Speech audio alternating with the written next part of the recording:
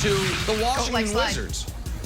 So the Wizards quietly, a game and a half out of first place in the East.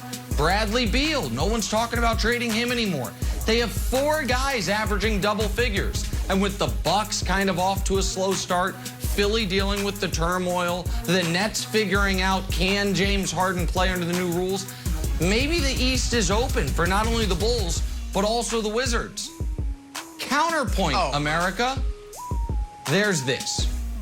Here is a controversial take, but I know I'm right. You cannot win a championship if you are relying on this man for a level of maturity and leadership. Nick, that's unfair. No, it's true. That right there is a level of unseriousness that deserves to be your 9th man, your 10th man, maybe your 8th man. Not a key contributor to a championship team. Sorry, Nick, are you fashion shaming? Kevin Wildes, I am fashion shaming. Russ Westbrook wants to wear a photographer's uniform. You know what? That worked. Kyle Kuzma doing a homeless Kanye West cosplaying does not. So Kuzma, you're having a good year. You're on a good team. Clean it up, buddy. This is a disaster, and all of a sudden, Wizards, to me, feeling like a first-round exit at best, Wildes. Can I be honest with you? Not a horrible take. Don't say it. Yeah. But overall, I'm going to say it. Overall, everyone is trying to outdo everybody else in the drip contest and the walkway contest. And Kyle Kuzma made a statement of like, hey, look at me. I'm sort of pushing the boundaries further than anyone else and got everybody talking. If it's a huge attention contest, he won.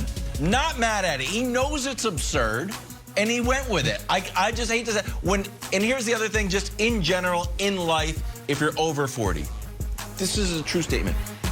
If everyone is ripping fashion and you're over 40, just go the other way. Just be like, you know what? Probably cool. And that's where I'm at. Probably cool. Wildes, I liked it. Overall, as the resident I kind of liked it.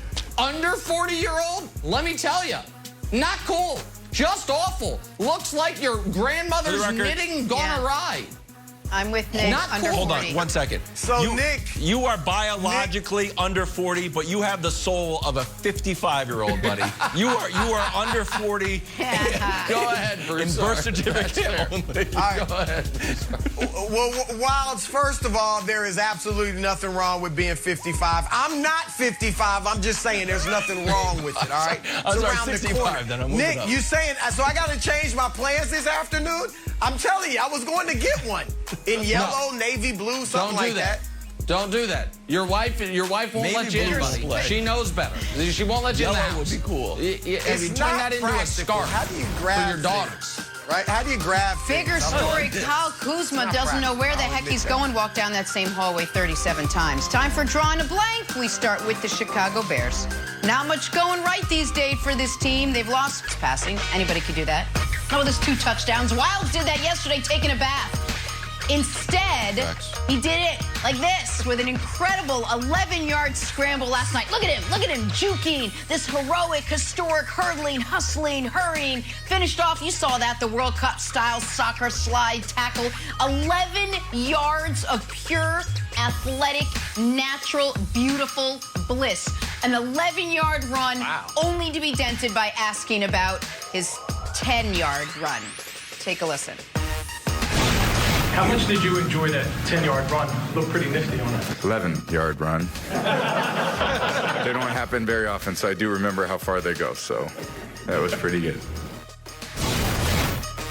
He needed it. He needed the extra yard because when you're out there chasing the record books, the rushing titles, the Cam Newtons, the Michael Vicks, the Russell Wilsons, when you're out chasing glory like that, every yard counts, Nick. And this guy is well on his way. Dual threat, Mr. Tom Brady. And he fought for that extra yard by going spikes up into the slide. Shockingly, a little dirty. Maybe Brady's learning from Mac Jones. A little dirty play out of the quarterback position. You get kicked out of a baseball game for those types of slides. Tom Brady just doing it, trying to maim guys' ankles. All right, we can keep it moving, though.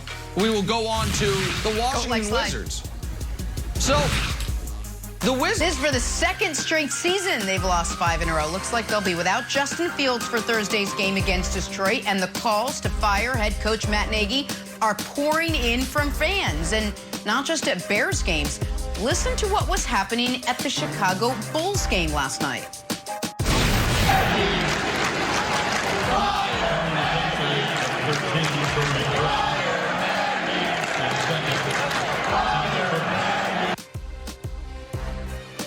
Wow. You can make it out. Fire Nagy, Broussard. Chicago fans' rendition of Fire Nagy. I just keep it authentic. At last night's Bulls game, we're blank. I don't feel good about this, Jenna, but I gotta say it. Truth hurts. Truth hurts. Look, in the NFL, there are no 5-year rebuilding plans. Okay, and Nagy's in his 4th year, and it is going backwards. 12-4 his first year. Great year. Look good.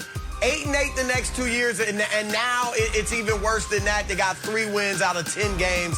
If you look at the NFL, very good coaches make a difference quickly. Quickly. Sean McDermott in Buffalo, they hadn't made the playoffs in 17 years, gets them there his first season. Sean McVay hadn't made the playoffs with the Rams in 12 years. McVay gets them there in his first year, then they're in the Super Bowl right after that. All right, Andy Reid, they go 2-14 the year before he gets there. They're 11-5 the next year, and this is before Patrick Mahomes. This is with Alex Smith for several years, and they're a playoff mainstay before Mahomes. So the fact of the matter is, guys come in. I'm not saying it's got to happen the first year, but great coaches or very good coaches come in right away, Nick, and make a difference. And you want to put Justin Fields' future in the hands of a very good coach, and the record just shows that's not Matt Nagy right now. So my answer is this is just the beginning, and this is a really rough spot because the Bears' history says they don't like firing coaches mid-season, but they obviously should have fired Nagy Sunday night.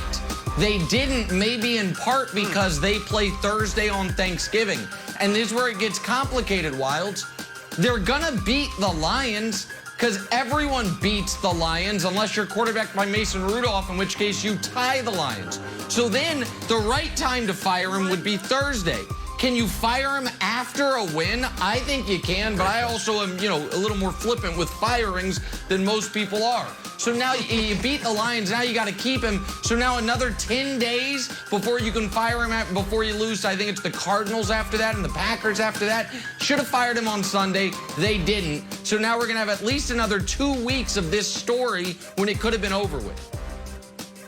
Okay, so I am not saying it's a guarantee that the Bears beat the Lions. The Lions have been knocking on the W door for a while, dating back to that Ravens game. They got the tie against the Steelers. And speaking of, like, you can't be mad if you beat the Lions. Well, what's going on in Cleveland with Baker? Baker beat the Lions, and he's in the worst spot he has been in all year. So, look, Jenna, I could see the Lions winning this one, getting fired up for Thanksgiving, winning, and then on Thanksgiving you get fired. It's just absolutely brutal, but I could see it happening. Should have fired him Sunday. Could have Does it matter? I don't even think Goff is playing. That's true. Hey, you mentioned Baker Mayfield. Did the Browns quarterback seal his fate in Cleveland with his latest comments? You're right, they did come up with a win, but they also came out with some comments from Baker yesterday. Here's what he had to say on hearing boos from the home fans. Take a listen. What did you make of some of the booing there in the second half from the fans?